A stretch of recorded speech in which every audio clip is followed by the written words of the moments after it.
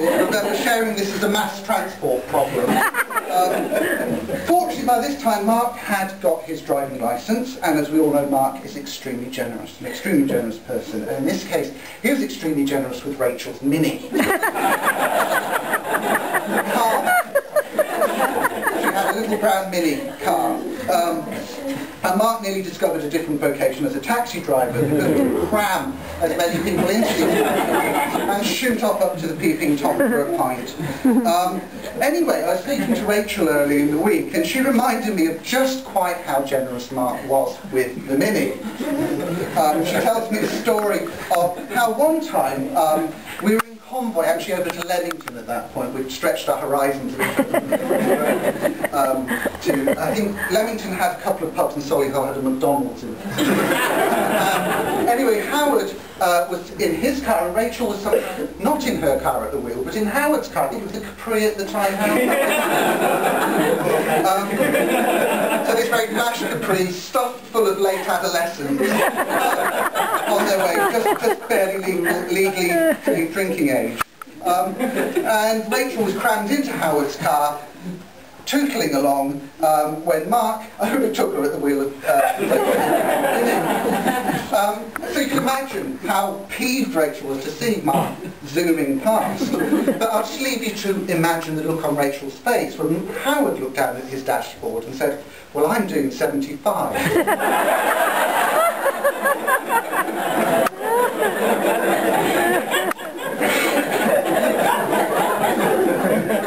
Anyway, a few years later, in 1988, 7 of us here participated in yet another sardine-like situation of being crammed into cars and other things when we took a weekend break to the Lake District. 7 of us, several of them here who... Yes. 7 of us decided we all needed a break and all needed a break in the Lake District, and we had 2 or 3 planning meetings. Didn't do any good. We set off up the M6 in 2 cars, packed full of people, luggage, a tent. No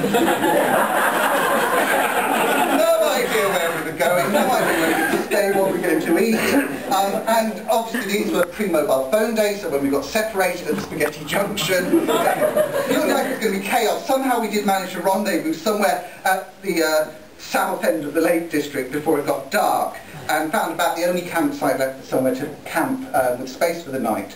And at that point we discovered a very little known law of astronomy. When you're trying to pitch a tent, the sun sets 3 times faster. It also dawned on us, as we pitched our 5-man tent, that there were 7 of us. So just brought home a lesson to all of us that really there are 3 types of people in life: those who can count and those who can't. So you'll be pleased to know that Mark's organisational skills, as we've seen today, have improved and come a long way since. And of course, Mark's travel horizons stretch much further than the Lake District.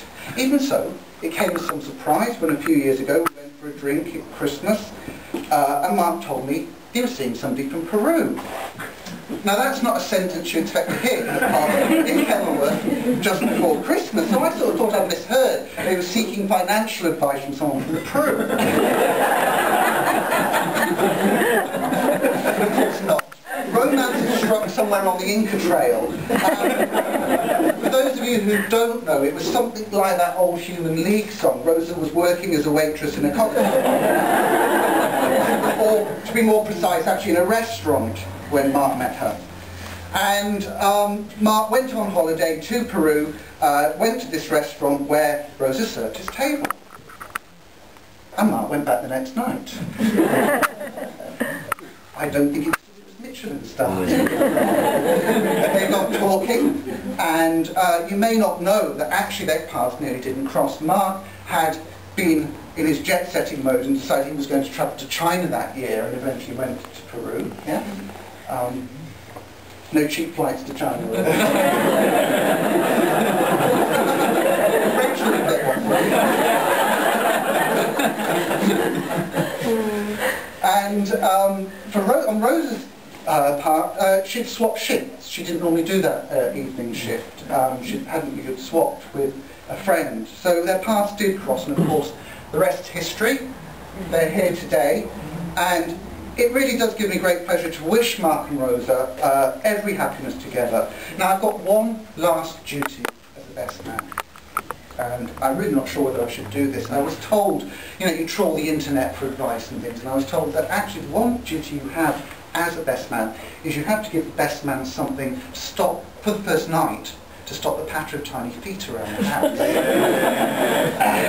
So I do apologise, particularly I know your church cell groups here. I really feel I have to give you this.